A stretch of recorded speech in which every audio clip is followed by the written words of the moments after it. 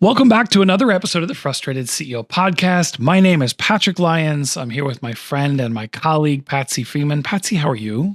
I'm quite well. I'm most intrigued by today's topic. Me too. I can't wait to find out what we're going to talk about. I'm looking forward to it. Yes. All right. Well, so listener, actually, I know. The truth is I know. Today we're going to dive into one of the most misunderstood, anxiety-inducing parts of running a business, and that is cash flow. You obviously know this. You may be profitable on paper and yet still running to the bank every Friday to make payroll. Why does that happen? And more importantly than why or how does it happen is what can you do about it to take control of your cash instead of constantly reacting to it? Now, we are going to unpack this today by welcoming to the program Brian Keyser. Brian is a seasoned fractional CFO with Anthem Strategists, located here in the Pacific Northwest. We're going to tap into Brian's insights, practical advice, and to me, most importantly, those real-world strategies for business owners looking to better understand your numbers and take control of your profitability. Brian Keyser, welcome to the Frustrated CEO podcast.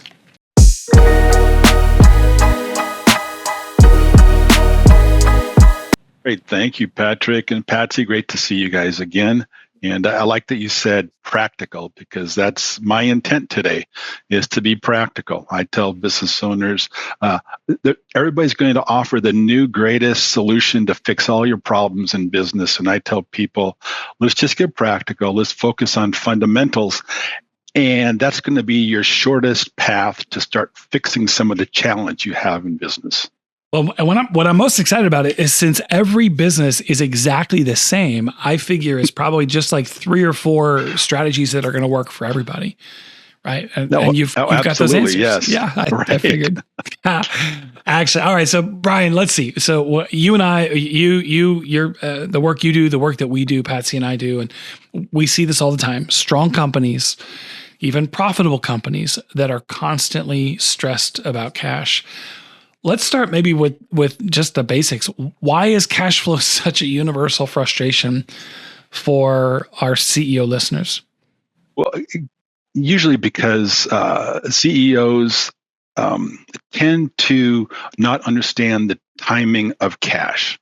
A lot of CEOs just simply they're busy, and they will look quickly at the bottom line of the P&L, or they'll look at the bank account, and they'll just assume those are proxies for good cash flow. You know, I hear it all the time from owners. I got cash in the bank, life is good. And really, probably the other challenge that I see is that many CEOs don't have a CFO. They don't have someone who is keeping their eye on the ball and focusing on cash and profitability day after day. Without that strategic financial person to help them out, then it falls on their shoulders to keep track of these things. And frankly, it's just one more thing that they don't have time to do with everything else they're doing. So it's really just understanding the timing, because so many things on your balance sheet take cash. You got inventory that ties up cash. You got a cash receivable that is just cash waiting out there for you to go collect and get in the door. And you got things like debt service, which takes cash, but you never see it on your P&L. Or buying fixed assets. All those things are just uses of cash that you never see on the P&L, but they're all balance sheet activity. So that's probably why it's that disconnect, that understanding of the timing of profit versus cash, because profit does not equal cash. I feel like that's where the confusion starts, is when we hear that I'm profitable. Why are we running out of money? So maybe as a follow-up question, as you work with business owners, clients that have regular cash flow issues, what patterns do you see in those businesses? What I generally tend to see is that CEOs and owners, like I use that word synonymously because so many of my CEO clients are business owners themselves, and they tend to just keep chasing the same issue and never stopping to figure out why. They just think, if we just sell more, we'll have more cash. Well, if you focus on one thing, it doesn't solve the underlying problem, which a lot of times is you got cash tied up or you got your expenses maybe out of control. You just don't see it yet. And I think those are probably some of the things. And also that business owners, like we talked just a moment ago, just don't quite understand that correlation, between accounts receivable sitting on your books or accounts payable and having to pay those bills, and just understanding that what's in the bank account doesn't necessarily mean you're great on cash. So does this become like a culture or strategic leadership conversation as well? You hit it on the head, Patsy. It truly is a leadership issue, leadership and discipline, because if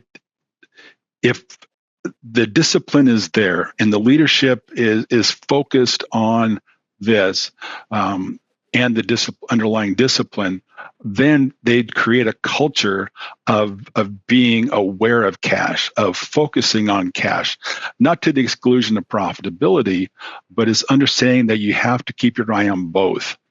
And so many business owners I do see, they focus on profitability, which is great, and they think they're focusing on cash as well.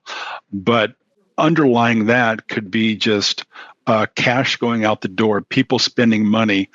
And frankly, what I usually see is it is the CEO or the business owner who is the biggest culprit of spending money and sending it out the door. And maybe wasting money is not the best term, but they often are the ones most guilty of lack of cash discipline. Or there are maybe multiple whys behind that. What are some of the what do CEOs not understand about cash flow, or what are they missing or ignoring that leads them? Because I don't think no one intentionally misuses the cash. No one intentionally, especially as the CEO, what happens in the business when you don't have enough cash, you're writing a check from your own personal account, or or great businesses go out of business all the time because they run out of cash. So what does the CEO miss or not understand about cash flow that leads them into some of those blind spots, some of those behaviors? I'll say it this way. They are not looking at, and they do not have a cash forecasting model or a tool in place. If they were focusing on what do I expect my cash flow to look like in the next 3 months or 6 months or even a year, then that would give them a clarity on what their cash is going to look like and help lead their cash discipline. If they know that they're going to, based on what their normal expenses are and what they see upcoming in revenue and expenses for the next 90 days, they can see where they're going to have cash excess or cash shortages and be able to drive their expenses and what their expenditures are going to be going forward. So that's actually a tool. Yes. Right? Yep. What would I need? And you talked about patterns of spending by CEOs, business owners. What do I need to discipline within myself? So I get this tool, then how do I have to discipline myself to use the tool that I just bought to discipline the accounting? This is where a good CFO can help be a counselor to a CEO as well as a police or a watchdog, and the CEO who makes themselves accountable to someone else in the organization for these type of things are going to be leaps and bounds ahead of others. Although if they're not being held accountable for the way they spend money, then there's going to be no one and nothing that's going to stop them. If they have a couple extra dollars in the bank, I see a lot of CEOs who are willing to spend it. And so have you seen, so I imagine they're all across the board, but have you seen CEOs who willingly, but maybe not easily, held themselves accountable to, someone like you or their CFO or their senior team. And what's that been like? They are out there, and many of them are out there. I would say those are the ones, maybe you want to call them enlightened CEOs.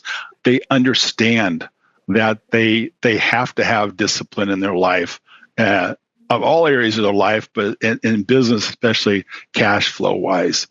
They understand that it's critical to it's lifeblood. It's a fuel that runs the engine of their business. And so they just get it.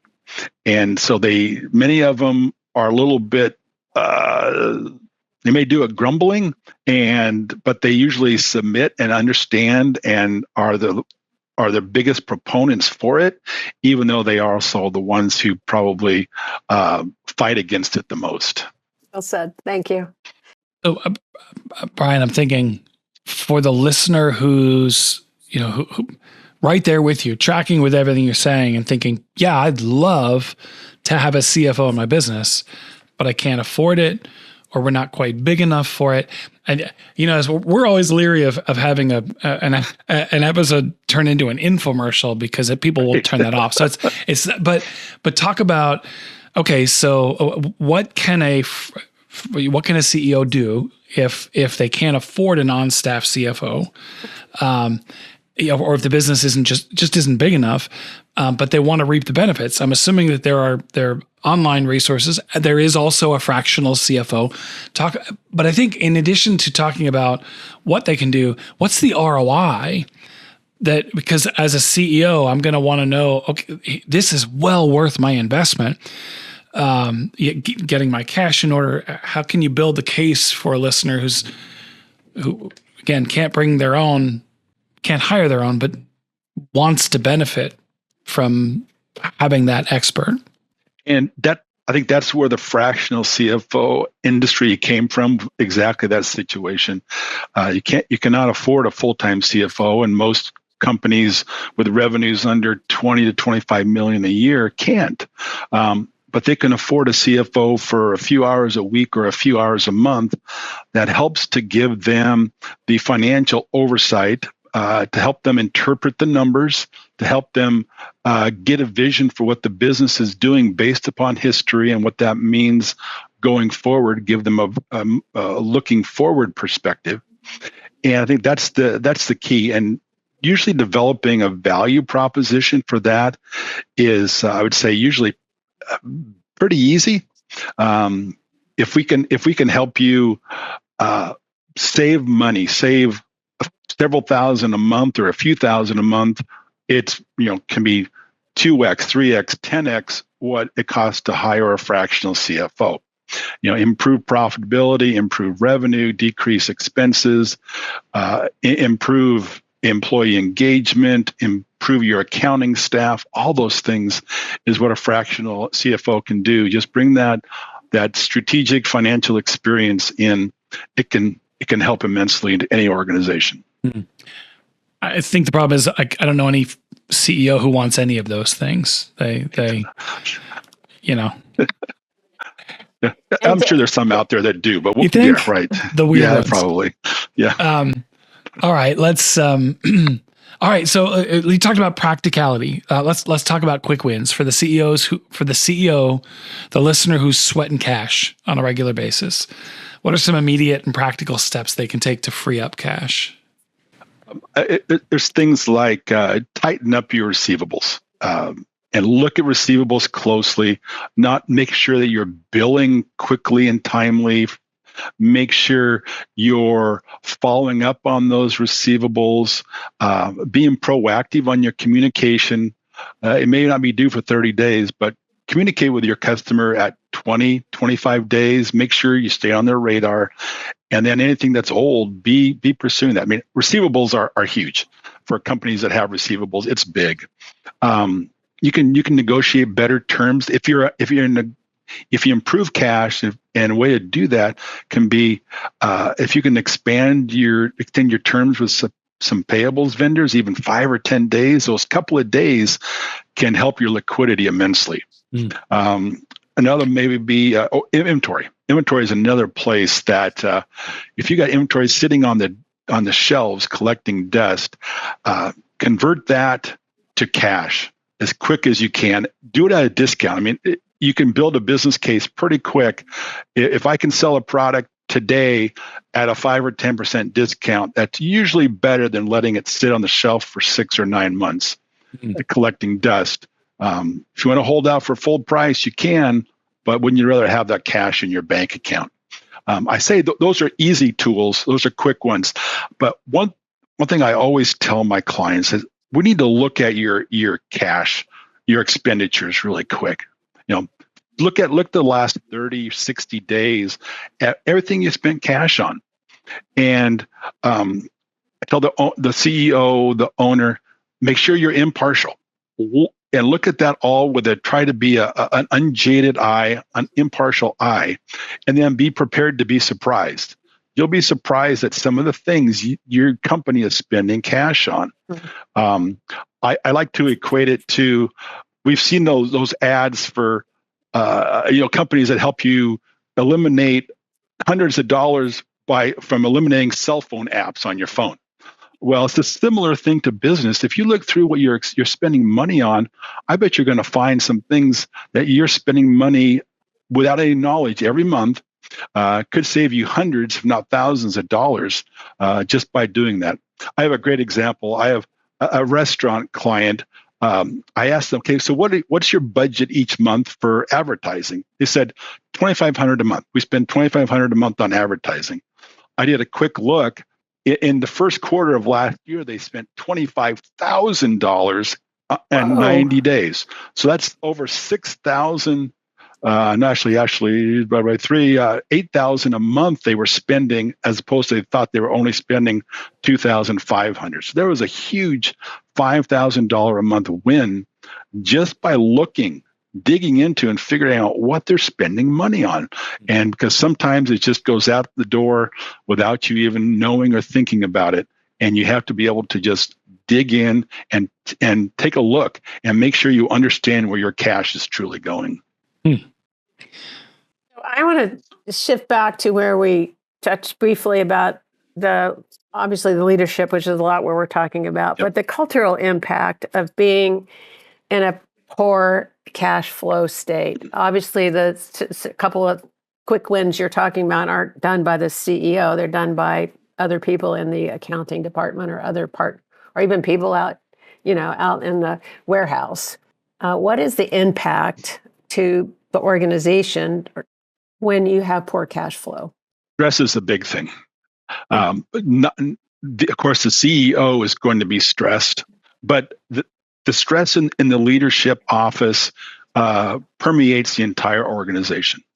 So if the leadership has better visibility, they're going to be much more at peace and be able to deal with it and reduce stress, which then reduces stress in the whole organization. Better cash flow also helps to improve confidence with everybody in the organization. If employees know really quick, if you as a CEO are scrambling to meet payroll every week or every other week or whatever, and if they can have the confidence to know that they're going to get their paycheck, it helps them to feel more comfortable and relaxed about coming to work every day. It makes them less apt to have a wandering eye, figuring out where they should be looking to go next. So that confidence, that reduced stress are huge.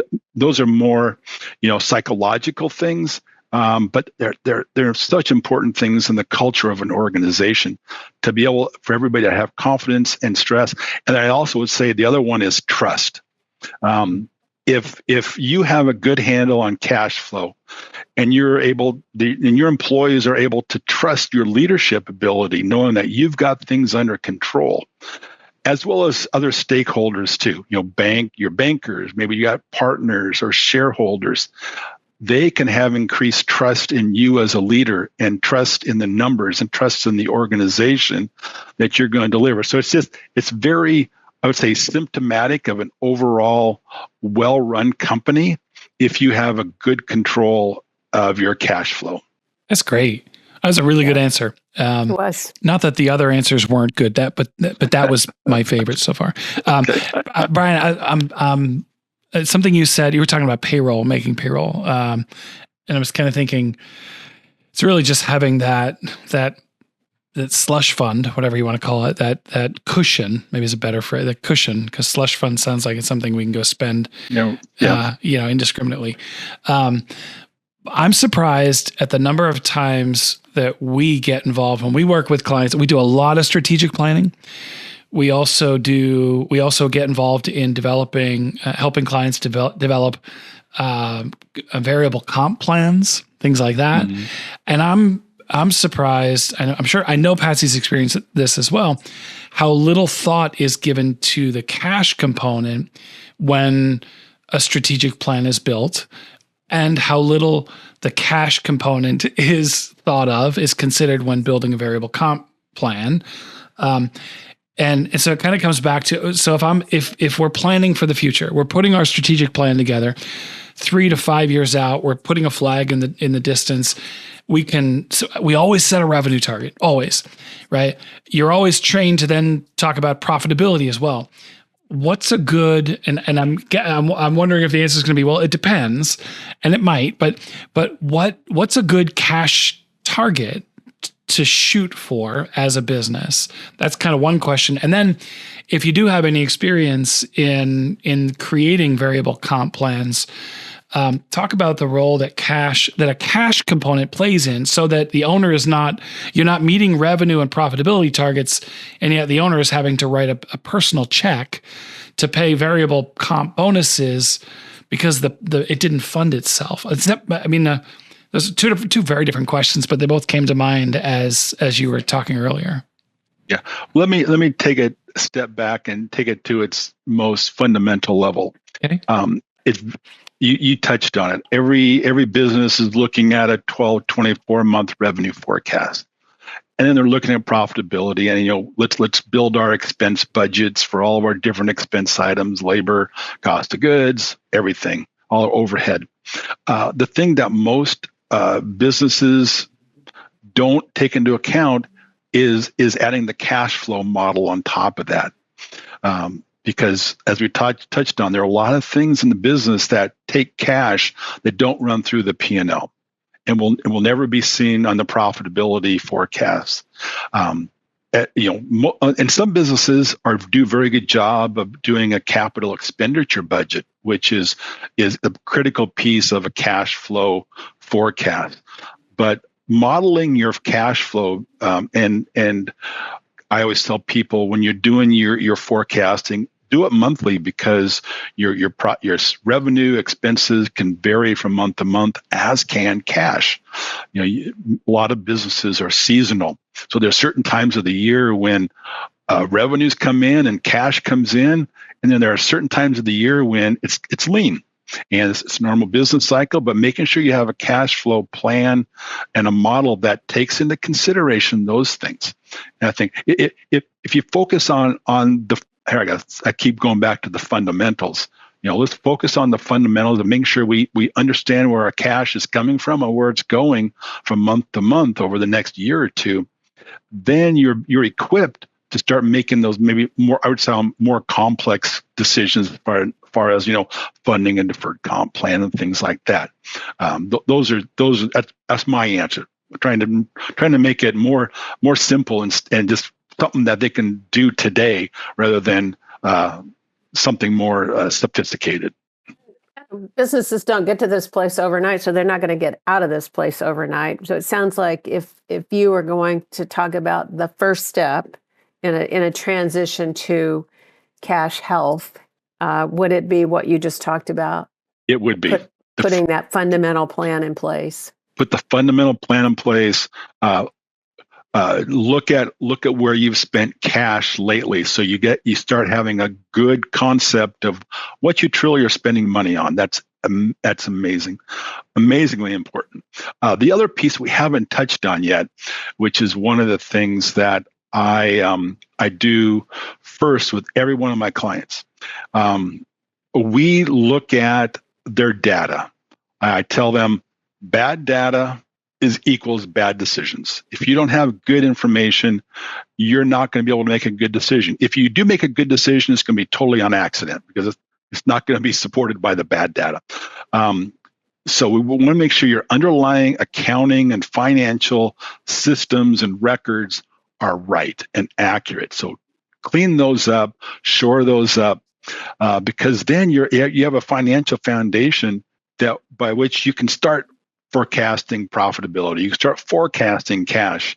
If you start with a bad foundation, whatever you build is going to be corrupt, so to speak. It's going to be bad and just fraught with errors. So we want to start with those fundamentals and build that basic cash model. I always tell people, start with 13 weeks. Make it a rolling 13 week, and then start as simple as you can, and then build it from there. Then build it out 6 months, 12 months, 24 months. Start. I don't want to say, okay, go forth and build a 36-month monthly model of all your revenues, expenses, capital expenditures. That can be daunting, and people tend to just not even get started. So let's start with simple. Start with the next month, then start with a 13-week rolling model, and then build from there. Build from something. Start with simple and build from there, and you can grow and improve as you go along. But just get started. Well, and it sounds like so let me see if I heard you correctly. Even before the fundamentals, you want to go in and assess, do we have good data or bad data, or where do we have good data and where do we have bad data? It may not be one or the other. It may be, checkerboarded, but to go in and actually assess what systems do we have in place, and are they giving us the kind of data we need to make good decisions? And then start simple and build on that. Yes.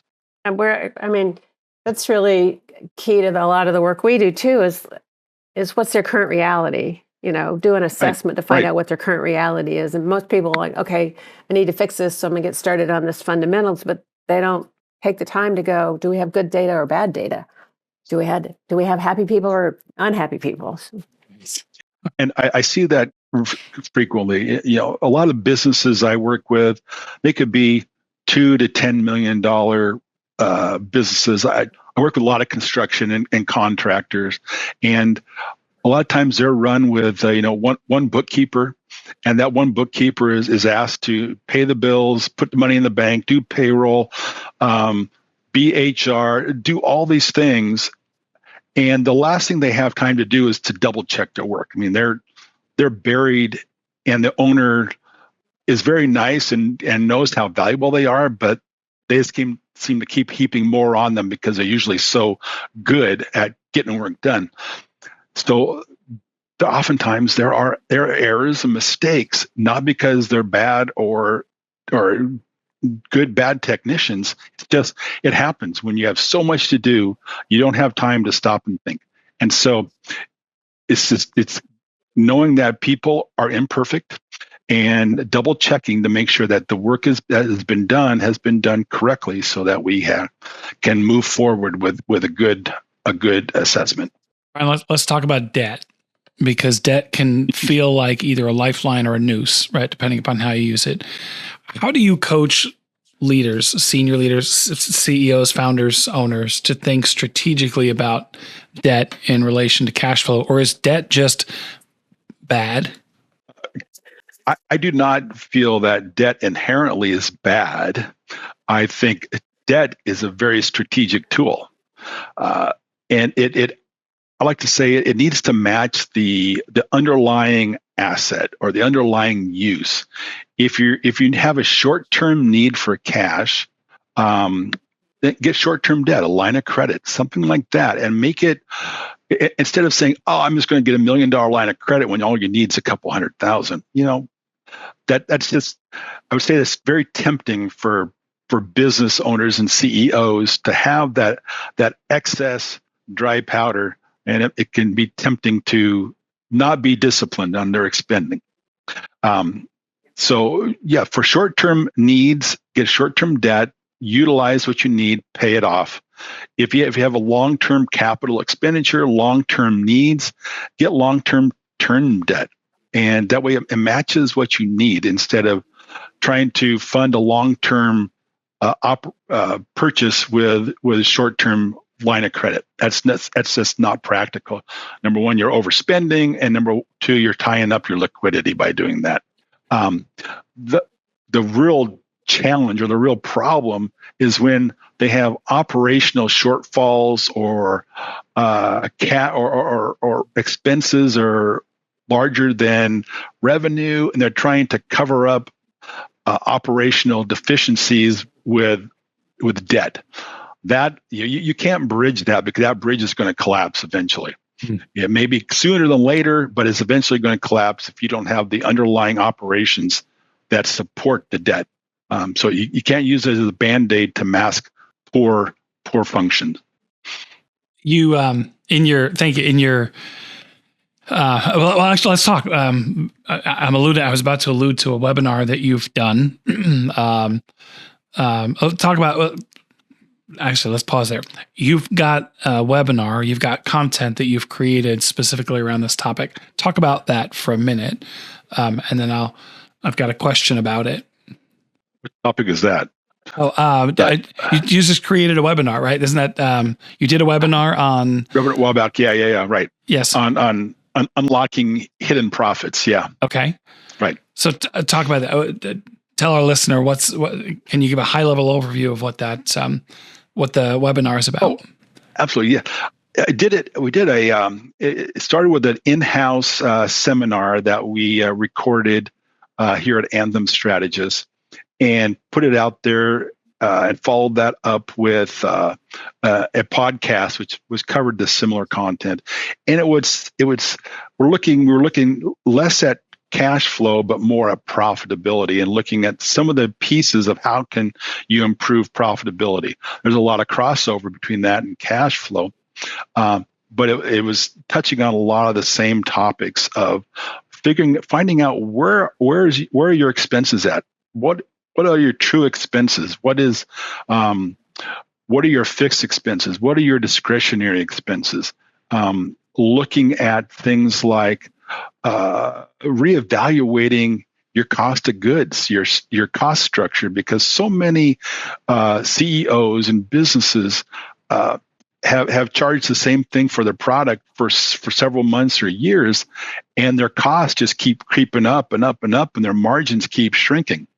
And getting them to the attempt was to arrest their thinking, and to get them to stop and look and start looking at the profitability of each product, of each product segment, each market, each customer, even, and finding out where are the profitable pieces of their business. Or do you have some product lines that are just not profitable? Or do you have product lines that could be very profitable if you just kept your prices up to the market? See that as well. And so we touched on all those type of things. Is how do we just improve the bottom line by taking a little bit of not even a deep dive into your P&L, into your operations, but just start with some fundamentals of cost structure, of pricing structure, and overhead composition. Thank you. That's where I was going. Was what are some of those hidden or not as evident ways that our cash flow becomes, that our cash gets squeezed? And that's where my expenses are going up and up and up, but we're not raising the costs of our goods or services, and so that alone is going to shrink. To your point, your margins shrink, and that's going to have an impact on cash flow. And there are others. So, thank you. Yep. Patsy, were you going to say something? You highlighted several components in addition to cash flow that all are part of the financial picture. Mm-hmm. And it's one thing to look at it as a record. It's another to look at it as a strategic initiative or a strategic mindset. Because, we may have this customer we've had for 20 years. We adore the customer, but we're losing money on them. Mm-hmm. Those are difficult decisions to make. They are. But if you don't step back and look at it through that lens, then you've got a hole in your bucket, so to speak. I'll share one story. I was running a company during COVID, and we were importing from overseas. And if we all remember 5 years ago, where the ocean cargo rates went through the roof, and it was costing 5-6 times what it used to get a container across the water. And we were having to somehow figure out how to absorb those costs, and how do we limit how much we pass on to the customer. We took a stance for a while of, well, let's kind of split it with the customer. We'll be strategic. We don't want to raise prices too much on customer. But it came to a point where it was like, we cannot do this. We have to charge the customer, raise prices to where they need to be, because there's just not enough margin there. And so sometimes you're right, making those tough strategic decisions are challenging. Yes, you may lose customers.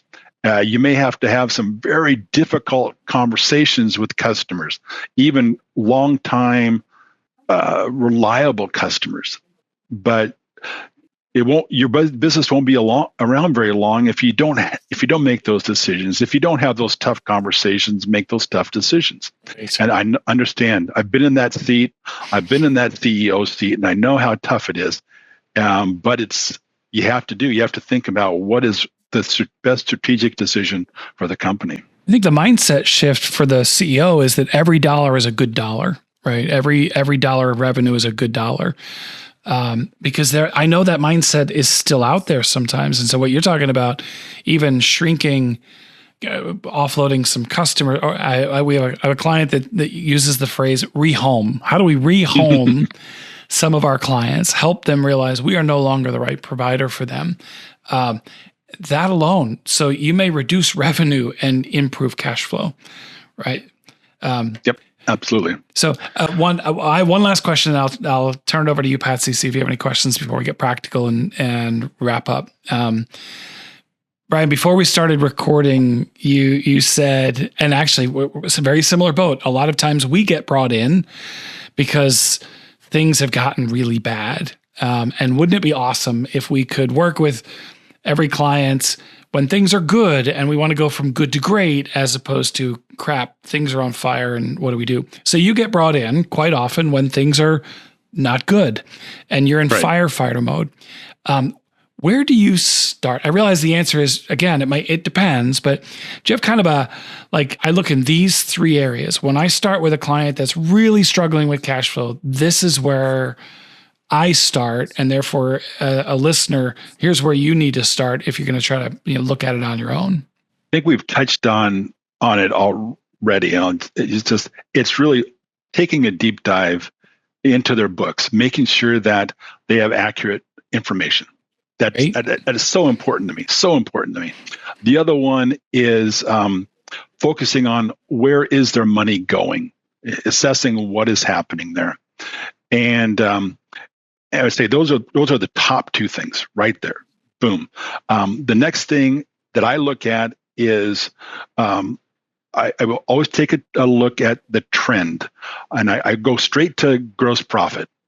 That because generally cost of goods is the largest, if not one of the top 2 or 3 largest expenses of every business.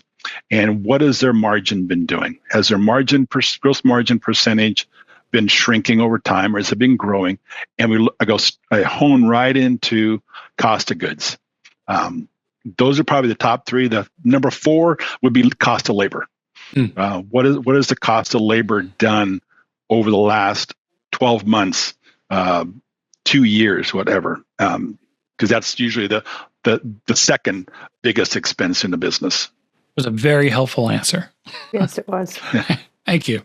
Patsy, any final questions before we turn it over to our Let's Get Practical segment? No, I think this has been very informative. Yeah. Brian, thank you. As I said, you're welcome. The number of times where, as you were talking, I was like, that makes a whole lot of sense, or hadn't thought of that. Very helpful. And this is how we wrap up every show with a segment we call Let's Get Practical. Coming up on 100 episodes or more. So we've done this a lot. What are 2 or 3 pieces of advice key pieces of advice, and it can be a recap, a reiteration, a driving home of a point you've already made, or it can be something we forgot to ask you or something we haven't had a chance to talk about. What would you advise a CEO listener, things they can do immediately to begin to get a better handle on their cash flow? I want to keep it there again. I like to keep it simple. I don't like to say I'm a simple person because that can be taken the wrong way, but I like to make it attainable. Set small goals. Start small. Start doing something tomorrow. It doesn't have to be fixing your cash flow problem for the next 12 months, but do one thing. And hopefully we've given them some ideas, whether it's just look at where your money's gone for the last 30 days. That's a simple one you can start with. Start putting a 4-week cash flow forecast in place. And there, I say that, and what I see a lot of people do is they make it too detailed. Like, oh, well, payroll is going to be $25,421. Well, keep it simple. Payroll and taxes are going to be $25,000, and rent is going to be $7,000. Just kind of keep it simple numbers. It'll give you the picture really quick. Do those things. Keep it simple. I would say the other thing would be find someone who can help you start building some KPIs, some quick ratios and things to look at to give you a little bit expanded picture around some of your cash ins and outs. Days sales outstanding, days payables outstanding, your inventory days, things like simple ratios that are easily calculated, easy to find on the internet how to calculate them. There again, just start with baby steps. Start with a step tomorrow and just get moving on it. And then of course, if you need help, call someone who's experienced who can give you some insight and help you along the process. Awesome. Patsy, what would you add? I would add that bad data equals bad decisions. Mm-hmm. So assess what data you're collecting and whether it's good or bad or mixed. I would add that debt is a strategic tool, and get debt in accordance. Get the amount, make sure that whatever debt you take on is in accordance with what your needs are. Right. Those are the two I would add. You just took two right off my list. Good. I love it when I do that. I will add, this is very practical. Consider converting inventory to cash as quickly as you can, even at a potential discount of 5 to 10%. That discount is better than keeping it on the shelf for 6 to 9 months, holding out for full price. I thought that was very practical. Good advice. You mentioned a couple of quick strategies for quick wins for improving cash flow, right? Tighten up your receivables. It's a quick way. And then consider renegotiating your terms with your vendors, right? Even an extra 5 to 10 days on your payables can help you, can help improve cash flow.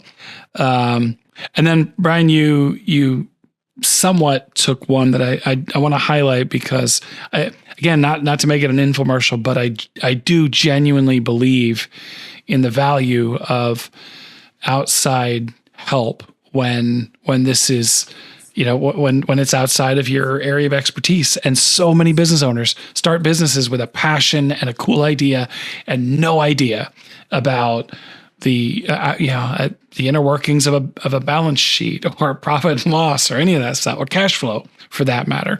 And rather than try to fake it till you make it, if you've got, if the business has reached the size that warrants hiring somebody internally, it's a smart strategic decision and probably necessary to get you to the next level. And if your business has not achieved that level yet, then consider engaging with a fractional CFO who can, on a much lower cost basis, much more part-time, can still help you in all these areas. And I happen to know somebody if if a listener is not sure who to call. And we'll get to that in a minute. Brian and Patsy, any more that you would add? Any more let's get practicals that you'd add before we wrap up? One more that I would add, and kind of an aha with what you were just saying, Patrick, in that cash flow is a leadership and culture issue. And I'm curious, so I've never done this in the middle of Let's Get Practical with Brian, but I have another question for you is, do you need to teach your senior team what you mean by good cash flow, by good financial acumen? How many times are we faced with that, Patrick, where we're asked by our clients to teach the senior leaders, what does it even mean to have financial responsibility? Yes. Brian? So make sure everybody's on the same page. It is, and kind of a combination to both your previous comments. So oftentimes, when I help a business person, they've started a business, they have a great business, they're passionate about what they do or their product that they make, and they don't have the background to really understand the financials. They don't have the acumen. They don't have the understanding of how to read financial statements. And I just like they wouldn't ask me to help them build a skyscraper. I'm not going to ask them to understand all the ins and outs of financial statements. But if we can, and we do often, number one, first help them interpret the numbers and understand what it's saying, but then also help take them a little bit further so that they can start looking at it and starting to grasp some of the insights as well. And it takes a while because yes, it's a learned thing. I got a few years under my belt. It took me a while to learn all these things, as I'm sure you guys understand. And so I can't expect them to be performing at a college level. But let's start a little bit at a time and help them dig into the numbers and get comfortable with understanding their business. Yeah. Great. Thank you. One big takeaway for me, Patsy, unfortunately, when we do our episode on how to build a skyscraper, we'll have to get a different guest than Brian. That's right. Yeah. Because I thought but apparently not. So I know I built a lot of houses, and I know I can help you there along the way, but not on a skyscraper. All right. Well, we all have our limitations. Yeah. All right, listener. I alluded earlier to knowing a good fractional CFO. If you, if that's a need that you have, Brian, if somebody's interested in getting in touch with you, either to see the presentation on, to learn more about profitability, or to get some advice on cash flow, or if they're interested in engaging with you as a fractional CFO to support them, what's the best way to contact you? That's great. Yeah. My email, which we try to keep it simple, it's Brian Keyser. So my whole name, BrianKeyser at Anthem.cpa. Anthem Strategists is a CPA firm, so it's Anthem.cpa. My phone number, I'll give you my cell phone number because that one you can always reach me on. It's 503-939-7705. Reach out to me. And the great thing in this day and age is so much of the work I do is virtual and can be virtual. So you don't have to be in the Northwest or even in the Oregon market. You can be anywhere in the country. That we can set up conversations pretty easy. Excellent. Brian, thank you so much for helping us unpack this topic. We needed an expert like you to help us understand it and explain it. So very much appreciate your time today. It's been very enjoyable. Thank you. I appreciate you both very much. Just getting to have a great relationship with both of you. And so enjoyable to sit here. It's been like we're sitting down across the coffee table, just having a chat. It's been very nice to just share. This gray hair has given me a little bit of wisdom, hopefully, over the years. And if I can share that, I'll be very glad to help people. Well, looking at the screen, only you and I are the ones that have to deal with the gray hair. Patsy, you've somehow passed you by. Well, I also appreciate how accessible and understandable you made a topic that can often overwhelm us. So that I really, really, really appreciate. Yep. Thank you. Excellent. Appreciate that very much. Brian, thank you. Patsy, thank you for being for being a great contributor to or co-host, foil. I don't know. What have I called us through the years? I enjoy working with you. Thank you so much. You're awesome as always. Welcome. All right. You are welcome. And listener, thank you for sticking with us to the end of another episode of the Frustrated CEO podcast. You will find this episode on YouTube. Just do a search for the Frustrated CEO podcast. You can also connect with all three of us, Brian, Patsy, and me on LinkedIn. You'll find this content also on our LinkedIn page. Do a search for the Lions Group Consulting. You'll find this. We're on TikTok. We're on Instagram. If you haven't engaged with us yet, then shame on you. Do it before our next episode. How's that? All right. Both of you enjoy the rest of your day. Thank you so much. And listener, we'll see you next time on the Frustrated CEO podcast.